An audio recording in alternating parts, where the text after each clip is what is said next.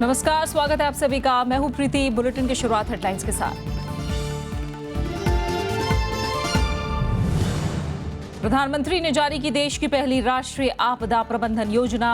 आपदाओं से बेहतर तरीके से निपटने और जानमाल की हानि कम करने पर फोकस, स्थानीय जरूरतों को तरजीह।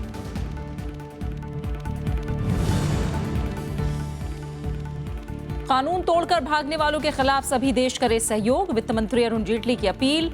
मनी लॉन्ड्रिंग मामले में प्रवर्तन निदेशालय ने संजय भंडारी को जारी किया नोटिस। आयकर विभाग ने कई देशों से मांगी जानकारी।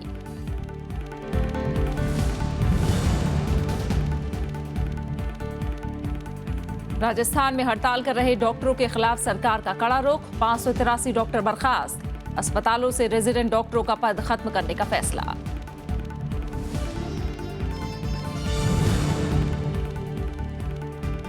सोमालिया की राजधानी मोगादिशु के होटल पर आतंकी हमला। सांसदों समेत 15 लोगों की मौत।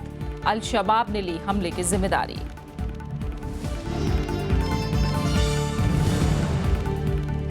और फ्रेंच ओपन के क्वार्टर फाइनल में सानिया डोडिस की जोड़ी पेस और बोपन्ना हार कर हुए बाहर। मरे और मामरे का पुरुष एकल के सेमीफाइनल में।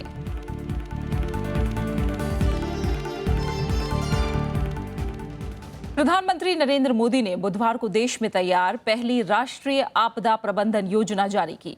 इसके तहत आपदाओं से निपटने में सक्षम बनाने और जानमाल की हानि को कम करने के लिए एक रूपरेखा तैयार की गई है। प्रधानमंत्री ने आपदाओं से निपटने के लिए समुदायों को तैयार करने को कहा है। योजना में सूचना, शिक्षा और संवाद गतिविधियों की ज्यादा आवश्यकता पर जोर दिया गया है। ये योजना सेंडाई फ्रेमवर्क के 4 बिंदुओं पर आधारित है। आपदा प्रबंधन के सभी चरण इसमें शामिल हैं, जिनमें रोकथाम, जोखिम कम करना, तुरंत राहत पहुंचाना और पुनर्वास पर जोर है। सरकार के सभी विभागों और एजेंसियों के बीच तालमेल बढ़ाने पर भी जोर है। साथ ही किसी आपदा में स्थानीय निकायों की भूमिकाओं पर भी प्रकाश डाला गया है। योजना क्षेत्रीय आधार को ध्यान में रखकर तैयार की गई है। इसमें पूर्व सूचना, सूचना का प्रसारण, चिकित्सा सेवा, ईंधन, यातायात, खोज, बचाव जैसी प्रमुख गतिविधियों को शामिल किया गया है। योजना का विजन आपदा जोखिमों में पर्याप्त रूप से कमी लाना है। वित्त मंत्री अरुण जेटली ने कहा है कि कानून तोड़कर भागने वालों के खिलाफ कार्रवाई में सभी देशों को एक दूसरे का सहयोग करना चाहिए।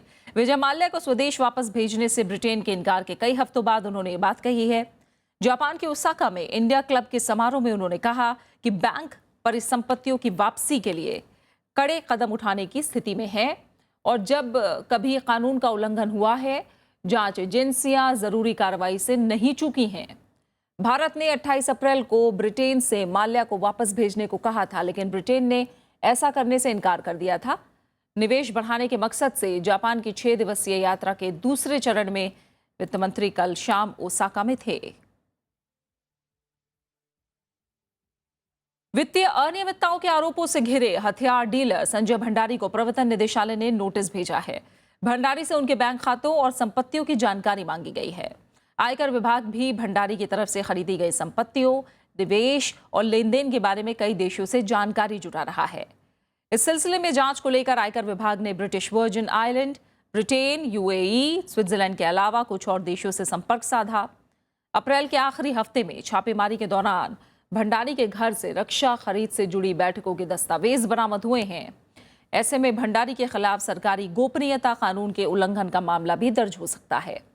वहीं रक्षा मंत्रालय की राय मिलने के बाद ईडी भंडारी के खिलाफ मनी लॉन्ड्रिंग रोकथाम कानून के तहत भी मुकदमा दर्ज कर सकता है। इस बीच जांच में सामने आया है कि भंडारी नागरिक उड्डयन मंत्री गजपति राजू के ओएसडी अप्पा राव के लगातार संपर्क में थे। हालांकि अप्पा राव ने इससे इनकार किया है।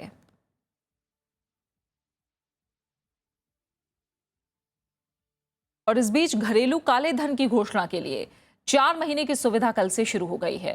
30 सितंबर तक लोग अपने काले धन का खुलासा कर सकेंगे। इसके तहत 45% कर और जुर्माने का भुगतान करके लोग सजा से बच सकेंगे। उनके खिलाफ आयकर विभाग कोई जांच पड़ताल नहीं करेगा। देश के भीतर काला धन रखने वालों के लिए बुधवार को अनुपालन सुविधा शुरू हो गई है, जिसका ऐलान आम बजट में किया गया था। इसका मकसद अर्थव्यवस्था से काले धन को निकालना है। इस योजना के तहत जो व्यक्ति अपनी अघोषित संपत्ति का खुलासा करना चाहता है, इसके लिए 30 सितंबर तक का समय दिया जाएगा। उसे ऐसी संपत्ति के मूल्य का कर, जुर्माना और अधिभार मिलाकर 45% भुगतान करना होगा और 30 नवंबर तक इसका भुगतान करना होगा। हालांकि ये भ्रष्टाचार निरोधक कानून से जुड़े मामले के बारे में लागू नहीं होगी।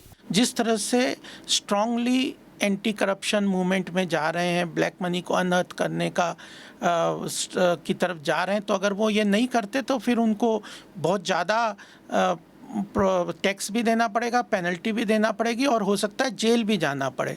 जानकारों का मानना है कि इस योजना से ईमानदार करदाता निराश होंगे। लेजिटिमेट टैक्स पेयर का एक बड़ा भारी ग्रीवेंस होता है जब इस तरह की स्कीम आती है।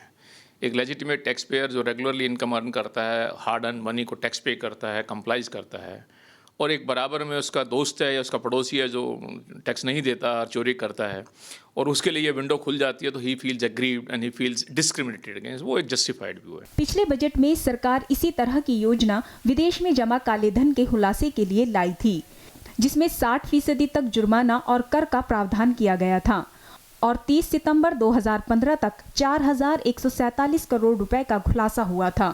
कृति मिश्रा, राज्यसभा टीवी। मशहूर वकील इंदिरा जयसिंह के एनजीओ लॉयर्स कलेक्टिव का लाइसेंस FCRA उल्लंघन के आरोप में 6 महीने के लिए निलंबित कर दिया गया है। गृह मंत्रालय ने एनजीओ से FCRA के प्रावधानों के उल्लंघन के सिलसिले में 30 दिनों के अंदर जवाब देने के लिए कहा है। उसके बाद एनजीओ का रजिस्ट्रेशन रद्द किया जा सकता है।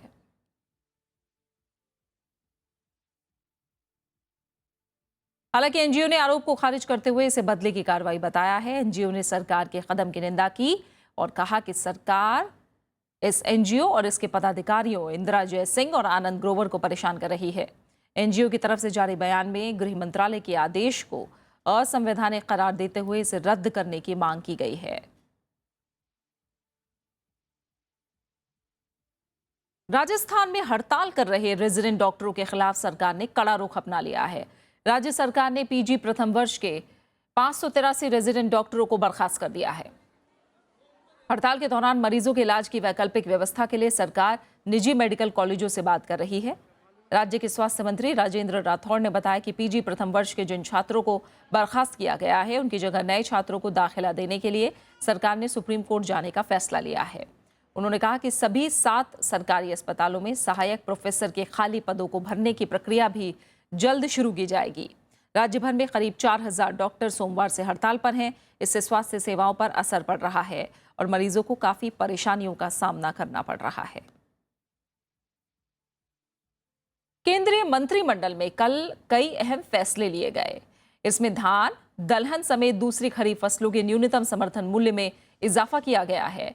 धान के MSP में 60 रुपए प्रति क्विंटल की बढ़ोतरी की गई है, जबकि दालों का MSP 425 रुपए प्रति क्विंटल तक बढ़ा दिया गया है। कपास में 60 रुपए प्रति क्विंटल की बढ़ोतरी की गई है।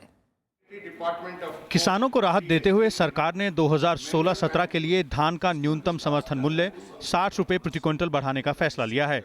मौजूदा वित्त वर्ष के लिए धान का MSP 1470 रुपए प्रति क्विंटल किया गया है, जबकि सबसे बेहतर ए श्रेणी के धान का MSP बढ़ाकर 1510 रुपए प्रति क्विंटल कर दिया गया है। वहीं दालों के न्यूनतम समर्थन मूल्य में भी 425 रुपए प्रति क्विंटल का इजाफा किया गया है। समर्थन मूल्य बढ़ाने के बाद भी जो दलहन है उस पर 425 रुपए का बोनस और तिलहन पर 100 रुपए का बोनस और तिल पर 200 रुपए का बोनस देने का निश्चय किया गया है। इसके अलावा सरकार ने देश भर के डाकघरों को बैंकों का दर्जा देने का भी फैसला किया है। इन्हें अब इंडिया पोस्ट पेमेंट बैंक कहा जाएगा। ये बैंक 2017 तक काम करना शुरू कर देंगे। To just announce that by September 2017, all the 650 branches of the Postal Payment Bank will become operational. ये हम आपसे कहना चाहते हैं। ये कि बहुत ही बड़ा फैसला है और इसके शुरू होने के बाद हमारा postal payment bank will become the largest network of banks in the world. देश में डाकघरों की तादाद 1.5 लाख से ज्यादा है। सितंबर 2015 में रिजर्व बैंक ऑफ इंडिया ने डाक विभाग को बैंकिंग सुविधा शुरू करने की सैद्धांतिक मंजूरी दी थी।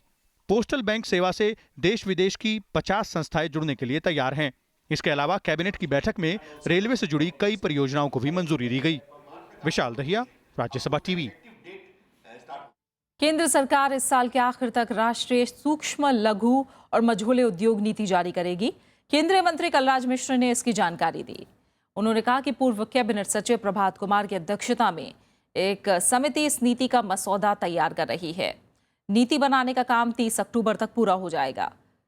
इसके साथ ही घाटे में चल रहे सूक्ष्म, लघु और मझोले उद्योगों को फिर से पटरी पर लाने के लिए इस महीने के आखिर तक एक और समिति का गठन किया जाएगा।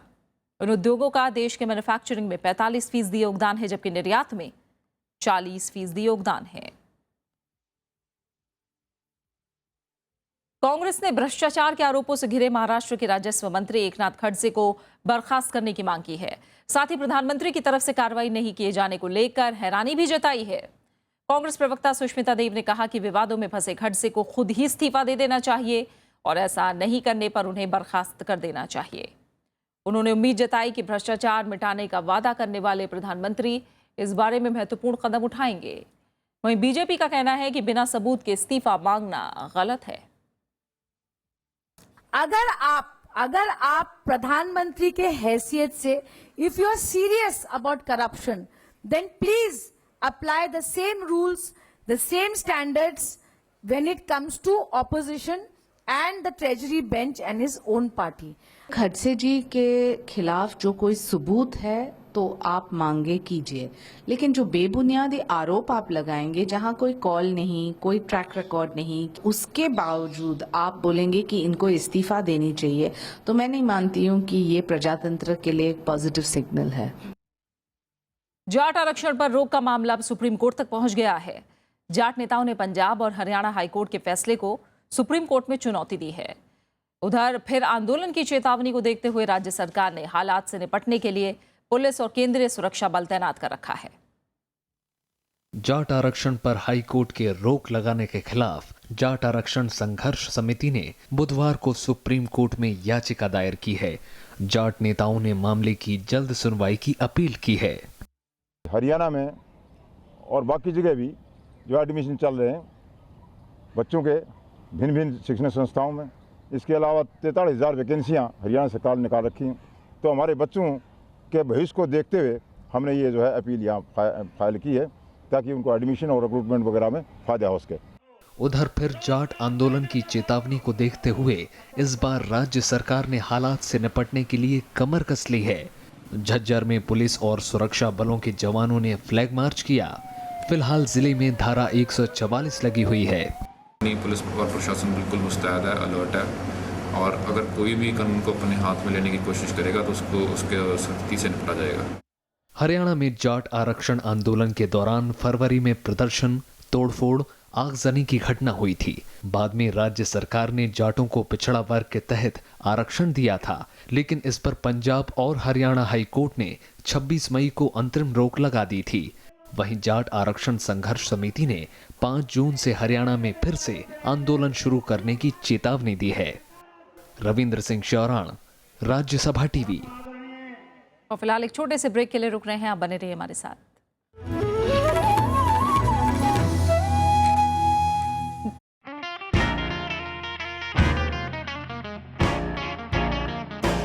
अंडमान हमारे ख्वाबों का एक शानदार जहां, खामोशियां सुनाती हैं एक दास्तां यहाँ।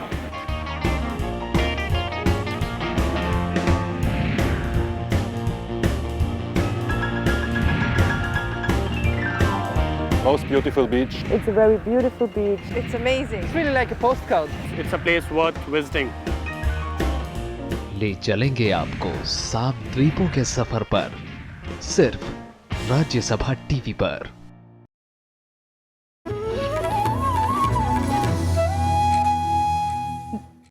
उपराष्ट्रपति मोहम्मद हामिद अंसारी आज मोरक्को से ट्यूनीशिया के लिए रवाना होंगे। इससे पहले बुधवार को उपराष्ट्रपति ने सामाजिक समरसता पर जोर देते हुए इसे स्वीकार करने की बात कही। उन्होंने इसे आधुनिक विश्व के लिए एक बड़ी चुनौती बताते हुए कहा कि भारत में अल्पसंख्यकों के अधिकार पूरी तरह से सुरक्षित हैं। मोरक्को की राजधानी रबात में मोहम्मद विश्वविद्यालय के समारोह में उन्हें मानक उपाधि से भी सम्मानित किया गया। राजधानी रबात में मोहम्मद विश्वविद्यालय में उपराष्ट्रपति ने सामाजिक विविधताओं को स्वीकार करने पर जोर दिया। उन्होंने इसे आधुनिक दुनिया के लिए एक बड़ी चुनौती भी बताया। उपराष्ट्रपति ने इस मौके पर भारत की साझी विरासत का भी जिक्र किया। उन्होंने कहा कि अल्पसंख्यकों के अधिकारों के लिए भारत प्रतिबद्ध है। The framers of our constitution had the objective of securing civic, political, economic, social and cultural rights as essential ingredients of citizenship. Particular emphasis was placed on rights of religious minorities. उपराष्ट्रपति ने कहा कि वैश्वीकरण के कई पहलू हैं। इसमें आर्थिक, राजनीतिक और सांस्कृतिक पहलू अहम हैं। उपराष्ट्रपति ने समाज में बराबरी और न्याय की धीमी गति पर चिंता जताई। Globalization has many facets: economic, political and cultural. All necessitate the emergence of a set of norms, values and practices that are universally accepted. इससे पहले भारत और मोरक्को ने आर्थिक विकास को रफ्तार देने के लिए चैम्बर ऑफ कॉमर्स और इंडस्ट्री की शुरुआत की। उपराष्ट्रपति मोहम्मद हामिद अंसारी और मोरक्को के प्रधानमंत्री ने मोरक्को की राजधानी रबात में इसका उद्घाटन किया। इसके अलावा उपराष्ट्रपति मोहम्मद हामिद अंसारी की मौजूदगी में दोनों देशों के बीच 2 सहमति पत्रों पर भी हस्ताक्षर हुए। विशाल कुमार जैन के साथ अनु दीवान, रबात, मोरक्को। और इस समय मोरक्को से हमारे साथ हमारे संवाददाता विशाल कुमार जैन जुड़े हैं, उनका रुख करते हैं। विशाल, अब ट्यूनीशिया के लिए रवाना होंगे उपराष्ट्रपति। देखा जाए तो मोरक्को यात्रा का हासिल क्या रहा और ट्यूनीशिया में क्या उम्मीदें हैं? ये उपराष्ट्रपति की मोरक्को यात्रा को खासा सफल कहा जा सकता है, क्योंकि दोनों देशों के बीच 2 सहमति पत्र पर हस्ताक्षर हुए। 3 सहमति पत्र पर लगभग जो है काम पूरा हो गया है, जल्द ही उन पर भी हस्ताक्षर हो जाएंगे। इसके अलावा उपराष्ट्रपति ने मोरक्को में जो है वो Bharat Morocco chamber of commerce and industry की शुरुआत की, जिससे दोनों देशों के बीच निवेश बढ़ेगा। और अब राष्ट्रपति आज जो है माराकेश ट्यूनीशिया की राजधानी ट्यूनिस के लिए रवाना होंगे। ट्यूनिस में उनकी मुलाकात ट्यूनीशिया के प्रधानमंत्री से होगी, ट्यूनीशिया के राष्ट्रपति से होगी। वो ट्यूनीशिया की संसद के स्पीकर से मिलेंगे, वहाँ के सांसदों से मिलेंगे। ट्यूनीशिया जो है वो 2011 में वहाँ पर क्रांति के बाद जो है लोकतंत्र की शुरुआत हुई है, तो ट्यूनीशिया चाहता है कि भारत की संसदीय जो व्यवस्था है वो काफी मजबूत है, तो उससे लाभ उठाया जाए। तो जो वहाँ के सांसदों और स्पीकर से मुलाकात होगी तो उसमें ये काफी अहम रहेगा कि किस तरह भारतीय संसद व्यवस्था काम की जाती है, किस तरह विभिन्न जो अलग अलग मत होते हैं भारतीय संसदीय व्यवस्था में, उनसे जो है मिलाकर एक आम राय बनाई जाती है। तो निश्चित रूप से उपराष्ट्रपति की यात्रा से इस लिहाज से काफी अहम रहेगी। विशाल, बहुत बहुत शुक्रिया, आपने इस तमाम जानकारी को हम तक पहुंचाया। हमारे साथ जुड़ने के लिए फिलहाल बहुत बहुत शुक्रिया। आइए अब खबरों में आगे बढ़ते हैं। सोमालिया की राजधानी मोगादिशु में आतंकवादी हमले में कम से कम 15 लोग मारे गए हैं। मरने वालों में 2 सांसद भी शामिल हैं। पुलिस के मुताबिक हमलावरों ने राजधानी के एम्बेसडर होटल के बाहरी गेट पर कार धमाका किया। इसके बाद कई बंदूकधारी होटल में दाखिल हो गए। इस होटल में अक्सर सांसद और विदेशी अधिकारी ठहरते हैं। चरमपंथी संगठन अल-शबाब ने इस हमले की जिम्मेदारी ली है। इस हमले में 40 लोगों के घायल होने की भी खबर है। वहीं माली में संयुक्त राष्ट्र शांति सेना पर हुए 2 अलग अलग रॉकेट हमलों में कम से कम 4 लोग मारे गए। मरने वालों में चीन का एक शांति सैनिक और 3 नागरिक भी हैं। इस हमले में 3 शांति सैनिकों समेत 12 लोग जख्मी भी हुए हैं। आतंकवादी संगठन अल-कायदा ने इस हमले की जिम्मेदारी ली है। माली में करीब 2400 शांति सैनिक तैनात हैं। यहाँ पिछले रविवार को भी 5 शांति सैनिकों की हत्या कर दी गई थी। संयुक्त राष्ट्र ने शांति सैनिकों पर हमले की निंदा करते हुए कहा है कि दोषियों को बख्शा नहीं जाएगा। अमेरिका की university of California Los Angeles यानी UCLA में गोलीबारी की घटना में एक बंदूकधारी समेत 2 लोगों की मौत हुई है। पुलिस के मुताबिक बुधवार को इंजीनियरिंग डिपार्टमेंट की इमारत में ये घटना हुई। एक शख्स की हत्या करने के बाद हमलावर ने खुद को भी गोली मार ली। गोलीबारी की खबर पाकर करीब 200 पुलिसकर्मी कैंपस में पहुंचे। 2 घंटे तक कैंपस को पूरी तरह से बंद करना पड़ा। घटनास्थल से एक बंदूक मिली है।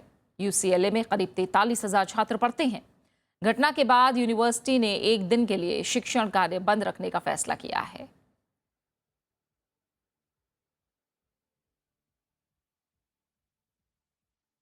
स्विट्जरलैंड में बुधवार को दुनिया की सबसे लंबी और गहरी रेल सुरंग को खोल दिया गया। इस सुरंग को बनाने में करीब 2 दशक लगे हैं। आल्प्स पर्वतमाला के बीच गुजरने वाली ये रेल सुरंग सेंट्रल कैंटन के अस्टफेल्ड और सदर्न कैंटन के बोडियो के बीच बनाई गई है। सुरंग के उद्घाटन के मौके पर यूरोप के कई बड़े नेता भी मौजूद थे। यूरोपीय रेल यातायात और इंजीनियरिंग के लिए बुधवार का दिन काफी अहम रहा। जर्मन चांसलर एंजेला मर्केल, फ्रांसीसी राष्ट्रपति फ्रांसवा ओलांद समेत यूरोप के कई बड़े नेताओं की मौजूदगी में दुनिया की सबसे लंबी और गहरी रेल सुरंग को ट्रैफिक के लिए खोल दिया गया। इसके साथ ही स्विट्जरलैंड, ज्यूरिख और इटली के मिलान के बीच की दूरी करीब 2 घंटे 40 मिनट कम हो गई। Weitsicht, Mut, Durchhaltewillen und viel Engagement war es möglich, das System der neuen Eisenbahn-Alpentransversalen zur Vollendung zu bringen. गोटहार्ड नाम की इस सुरंग की कुल लंबाई 57.1 किलोमीटर है और ये जमीन में 2.3 किलोमीटर नीचे है। इसके जरिए आल्प्स पर्वतमाला के नीचे से उत्तरी और दक्षिणी यूरोप को तेज गति वाली रेल सेवा से जोड़ा गया है।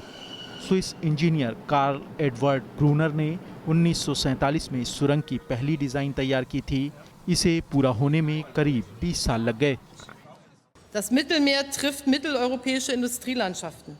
Fellini-Figuren auf strenge Leistungsträger. Monteverdi auf Bach, Tarantella auf Alpentänze, Montanara auf Gloria. दिसंबर में ये रेल ट्रैक पूरी तरह इस्तेमाल में आ जाएगा और तब इस पर रोजाना 300 से ज्यादा ट्रेनें गुजर सकेंगी। नीदरलैंड्स के रोटरडैम और इटली के गेनोवा को जोड़ने वाले रेल लिंक पर बनी गोटहार्ड सुरंग को यूरोप में मालवाहक परिवहन में क्रांतिकारी कदम माना जा रहा है। Bureau report, Rajya Sabha TV.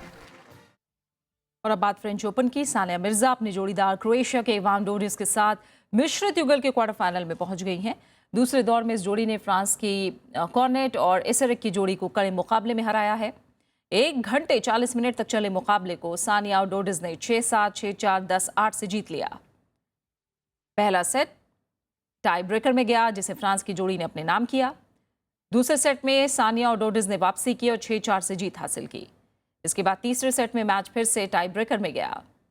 Sania और डोडिस ने संयम से काम लेते हुए 10-8 से सेट अपने नाम करते हुए मैच जीतकर क्वार्टर फाइनल में जगह बनाई।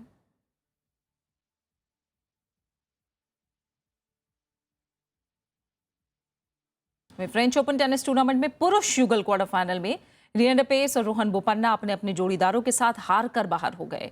लिएंडर पेस और मार्सिन मातकोवस्की की जोड़ी को ब्रायन बंधु, ब्रॉब और माइक की जोड़ी ने 7-6, 6-3 से हराया, जबकि बोपन्ना और फ्लोरिया मर्जिया की जोड़ी को इवान डोडिग और मार्सेलो मेलो की जोड़ी ने 6-4, 6-4 से हरा दिया।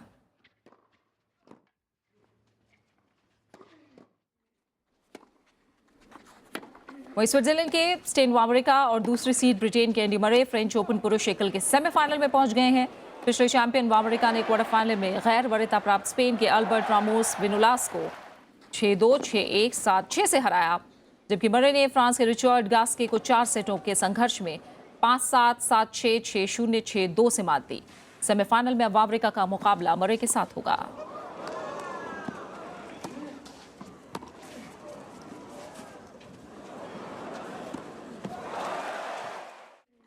और अब बात खास शख्सियत की। शोमैन के नाम से मशहूर अभिनेता राज कपूर की आज पुण्यतिथि है।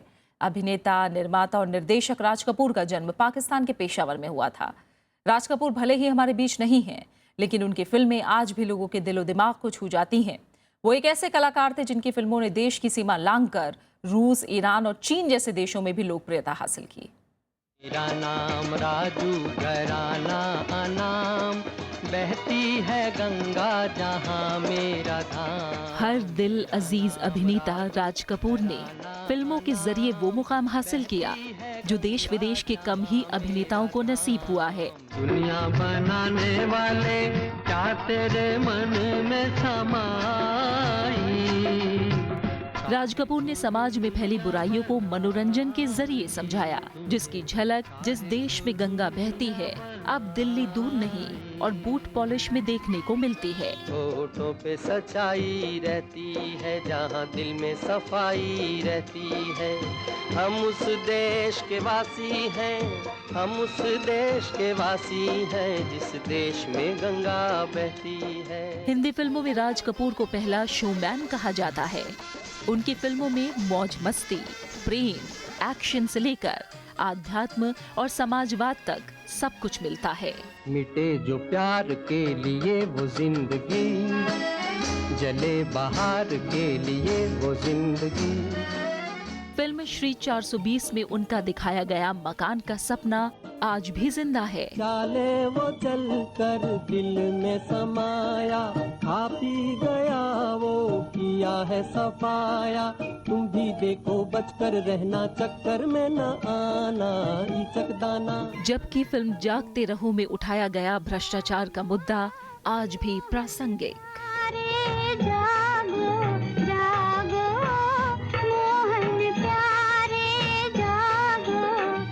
फिल्मों में उनके योगदान के लिए 1971 में उन्हें पद्म भूषण और 1987 में दादा साहेब फाल्के पुरस्कार से नवाजा गया। 2 जून 1988 को राज कपूर ने दुनिया को हमेशा के लिए अलविदा कह दिया। कल खेल में हम हो न हो, गर्दिश में तारे रहेंगे सदा। Bureau report, Rajya Sabha TV.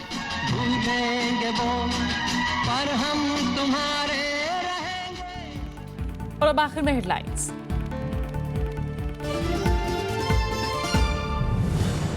प्रधानमंत्री ने जारी की देश की पहली राष्ट्रीय आपदा प्रबंधन योजना। आपदाओं से बेहतर तरीके से निपटने और जान माल की हानि कम करने पर फोकस, स्थानीय जरूरतों को तरजीह। कानून तोड़कर भागने वालों के खिलाफ सभी देश करें सहयोग, वित्त मंत्री अरुण जेटली की अपील। मनी लॉन्ड्रिंग मामले में प्रवर्तन निदेशालय ने संजय भंडारी को जारी किया नोटिस। आयकर विभाग ने कई देशों से मांगी जानकारी।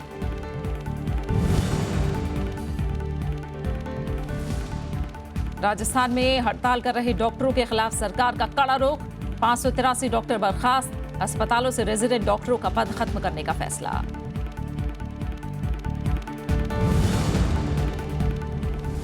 सोमालिया की राजधानी मोगादिशु के होटल पर आतंकी हमला, सांसदों समेत 15 लोगों की मौत।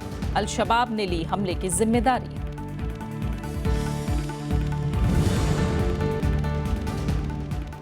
फ्रेंच ओपन के क्वार्टर फाइनल में सानिया डोडिस की जोड़ी पेस और बोपन्ना हारकर हुए बाहर। मरे और बाबरे का पुरुष एकल के सेमीफाइनल में।